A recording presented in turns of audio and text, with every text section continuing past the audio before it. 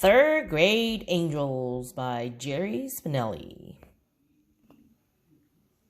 Finally, I heard it first in kindergarten. First grade babies, second grade cats, third grade angels, fourth grade rats. I didn't like being a first grade baby. I wasn't a baby. I didn't like being a second grade cat. I like dogs. All this time, I've been waiting to be an angel, and now I am. Today was the first day of third grade. We could see it from the hallway as we headed for our new classroom. It was right on the door, a big sign, "Welcome, Angels." Our new teacher, Mrs. Sims, was standing there saying it to each of us as we entered the classroom. "Welcome, Angel Brett. Welcome, Angel Heather. Welcome, Angel Emma." Amazing! How does she know our names already? She shook each student's hand. When it was my turn, she shook my hand and said, "Welcome, Angel George." Only my teachers call me George. My real name is Suds. When we were all in our seats, Mrs. Sims gave us the biggest smile I've ever seen. I knew right away we were the best class she ever had. I fired my best smile back at her. She held out her arm. "Good morning, angels!" "Good morning," we shouted back. A boy beside me added, "Teacher!" We all laughed. Are you the boss angel?" the same boy asked. Half of us were shocked and half laughed. Mrs. Sims laughed. She thought about it. She nodded. "Yes, I guess you could say I'm the boss angel." "But Joseph," she turned to the board and wrote her name in big letters. "You can call me Mrs. Sims." Joseph nodded and looked across the aisle at me and said, "Cool." I didn't know him. I figured he must be new. "All right," said Mrs. Sims. "Let's talk about angels for a minute. You've been a baby and you've been a cat, and you know what they are. But what about angels? What's an angel?" Her eyes swept over the class. Hands went up. "A spirit," said Raymond Benatti. "A dead person with wings," said Holly Briscoe. "Big white wings," Jeremy Muntz called out without raising his hand. Judy Billings was sitting in front of me. It was not an accident. I had rushed to get the seat behind her. Her hand shot in the air. "Ooh, ooh, ooh," she went.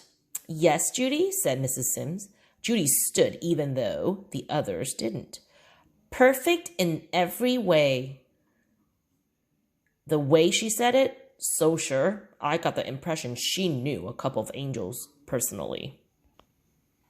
Mrs. Sims pointed to her. "Good. All good answers." She motioned the rest of the hands to go down. "Now let's talk about it." Christina Serrano practically screamed, "Mrs. Sims, your earrings are angels." She was right. Dangling from Mrs. Sims' ears were little silver angels with wings. A couple of kids clapped. A couple said, "Cool." Besides me, the new Joseph kid said, "You the chick," but not loud enough for the teacher to hear. Mrs. Sims bowed. Thank you, friends. You are very observant. Last year's class didn't notice till the third day of school." She clapped her hands. "All right, now, where were we?" She pointed to Judy Billings again. "Yes, perfection. I've heard that too.